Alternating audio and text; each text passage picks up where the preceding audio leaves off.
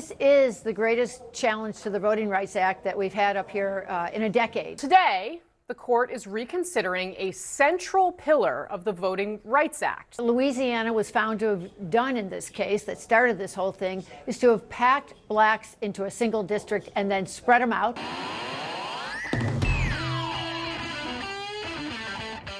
Okay, we have more evolving in this redistricting battle that's been kind of on the back burner of the last couple of weeks. The Supreme Court is set to further erode the Voting Rights Act, you heard me right, the MAGA Supreme Court, and enable MAGA to further discriminate electorally. So take a moment if you can, leave us a like on the video. It helps us out a ton. We're trying to get to 30,000 subscribers, and let's get right to the details. Conservative-dominated Supreme Court appears ready to make it much easier for President Trump and Republicans to keep their grip on power in Washington in maintaining control of the House.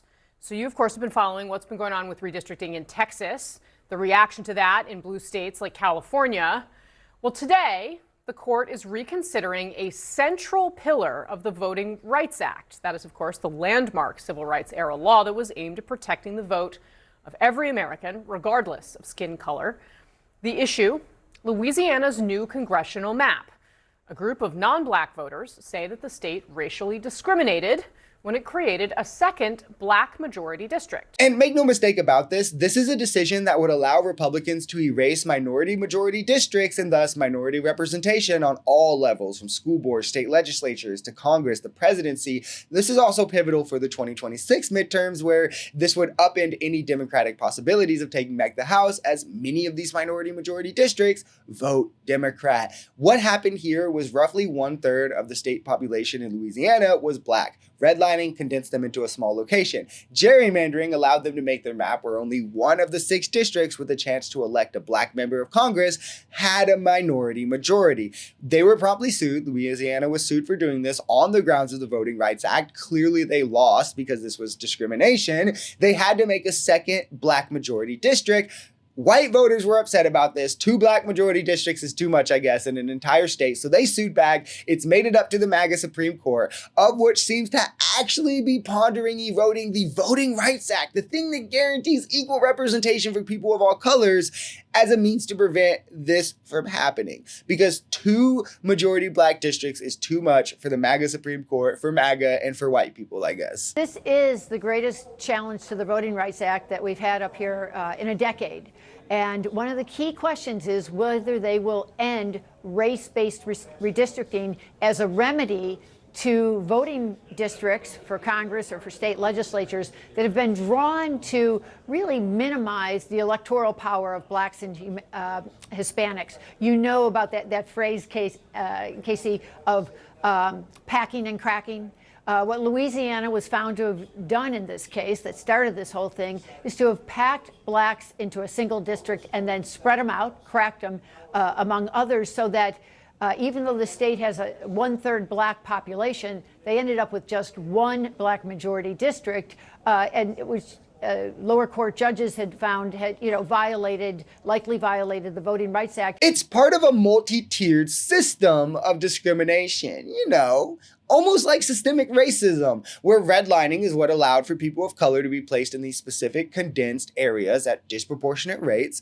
Home loan disparities, education disparities, job opportunity disparities, lack of transportation kept them confined to these areas for years. And now gerrymandering has minimized their power to vote vote people who may change their situation on the ground for them, which leaves them entirely powerless against this machine that is systemic racism. But again, MAGA would rather have you believe that this is all fake. And if we just pretend it's woke nonsense and that racism isn't real, well, then maybe it'll go away. When in reality, what they really want is to not be burdened or annoyed by being reminded of the suffering of those affected by the very racism that they benefit from, the very systemic oppression that they benefit from. That way they can convince themselves that what they have, they got on their own right because they pulled themselves up by the bootstraps and anybody else could if they just did the same as them. Are really significant. What would you underscore? Well, I'd underscore something that we've actually not heard, and Joan is brilliant, and that is the 15th Amendment. So this is not just about the Voting Rights Act itself,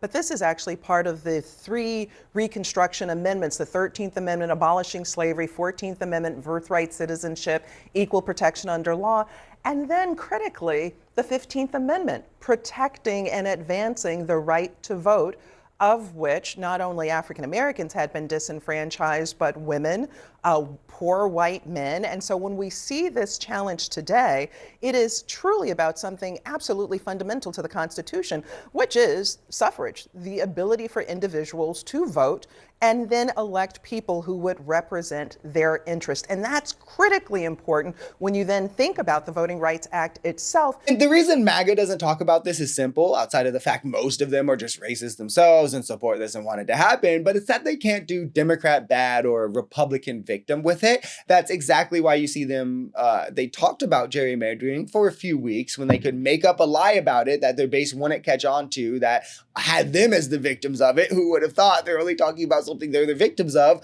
only to literally, as an entire party, stop talking about it altogether once the facts came out and their weak talking points were dismantled. And it was so clear that Republicans gerrymander like an order of magnitude worse than Democrats or more. And nobody with common sense was going to repeat that lie anymore, only like their clown cult members in comments. Meanwhile, though, these partisan conversations of gerrymandering on like the party lines really stand to just distract from those who actually suffer from it the most, which is African Americans at the hands of Republicans who do so racially, right? They don't even really do so politically. It's more so of a racist, which does downstream politicalism. Black people vote Democrat, whatever. But the way that their voting power is minimized in red state after red state is egregious. It's purposeful. And it's something that I was proud to support Kamala Harris for having on the forefront of her platform to stop, with like the John Lewis Voting Rights Act, with all these different things she was going to pass to never let this happen again, because it's long past time these things get at it. So Republicans can stop working behind the scenes to erode everyone's freedoms that isn't the color that they like. So every time Democrats lose power, we don't have to worry about this happening again, or they're minimizing the religion they don't like, or the gender they don't like, or whatever it may be.